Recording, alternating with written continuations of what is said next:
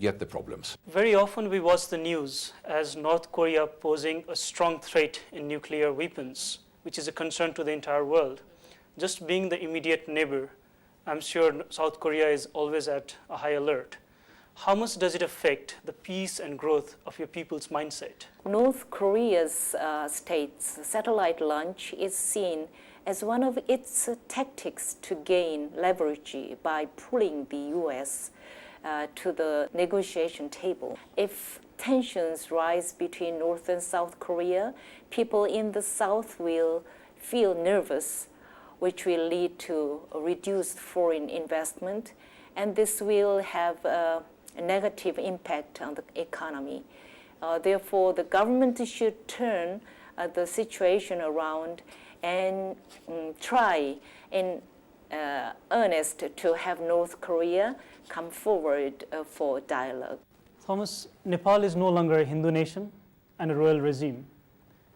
For someone who has photographed the Hindu aspects of Nepal and also the royal aspect of Nepal, does it feel like there's a voidness in Nepal right now? No, I don't think so. The other day I was in Bhaktapur photographing Bardhaman during Chait. The other day, Settlement Chindranath took place, pulling of the chariot, the Kumari coming out. These rituals within the valley are still, I think, very strong. I think the difference is they're not being supported. The festivals for the Newars and to a certain extent to the Kirans and the Gurungs and Tamangs and so on, I think that it runs in their blood. In 2006 February, you were the first one who saw Prachanda in real, in flesh and blood. You have seen Prachanda as a successful rebel leader, as a successful politician. Do you think he's going to be a successful prime minister as well? I think in terms of being a prime minister, I think he's really struggling. Yet he sort of says now that being a rebel leader was easier than being a prime minister. And I think that he hasn't been able to drop the idiom of rebellion and revolt, which makes a lot of people fear that the Maoists may be plotting something more, talking about seizing the state.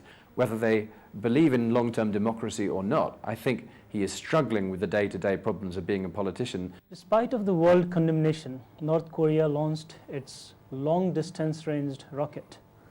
As a member of the Security Council of the UN, what is France's take on this possible future threat? I just ask you something.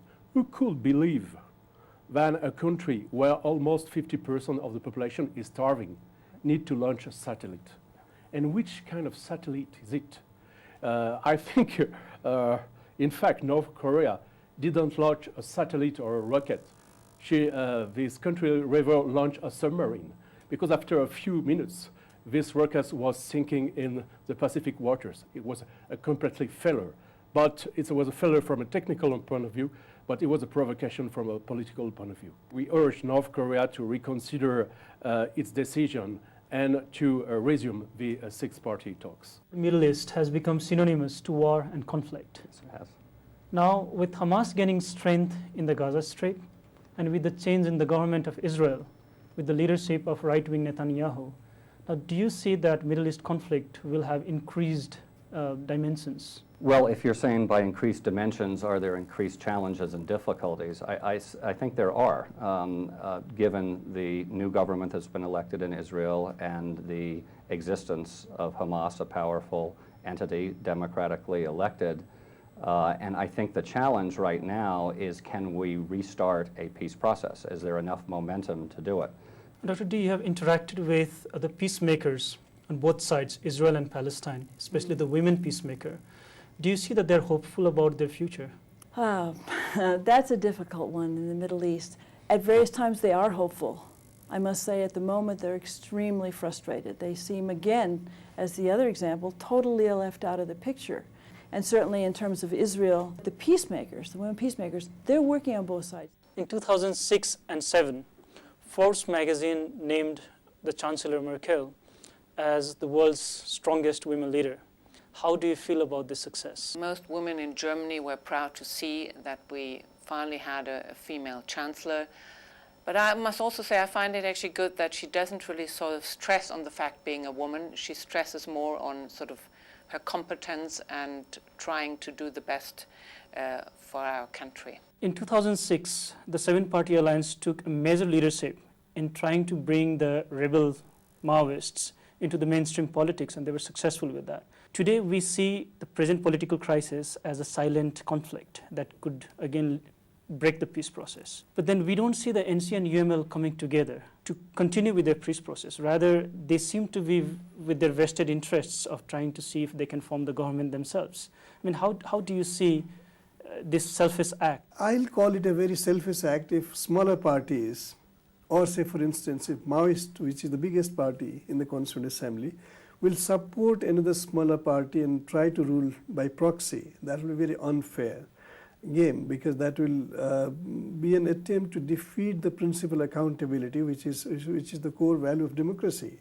But then other parties, in a hung kind of scenario, many political parties coming together and forming in government is fine. Over the last decade, we've read scores of articles that predicts India and China to be the century's superpowers.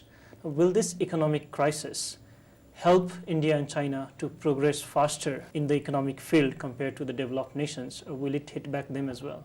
Well, the crisis has certainly affected both China and India negatively, but they're still growing, and they're still growing at a much higher, faster rate than the developed countries, as they have done in the past. But that said, I think the crisis has driven home the importance, especially of China and on the global economic stage. China already has the third largest economy in the world after the United States and Japan, and it is a very large creditor country. South Asia being the world's largest populous region, we sense that water crisis might be an inevitable issue or a crisis to deal with.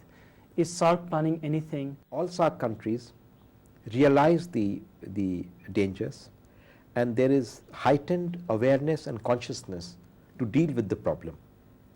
So successive SAARC meetings on the subject and the overall charter body meetings, they deal with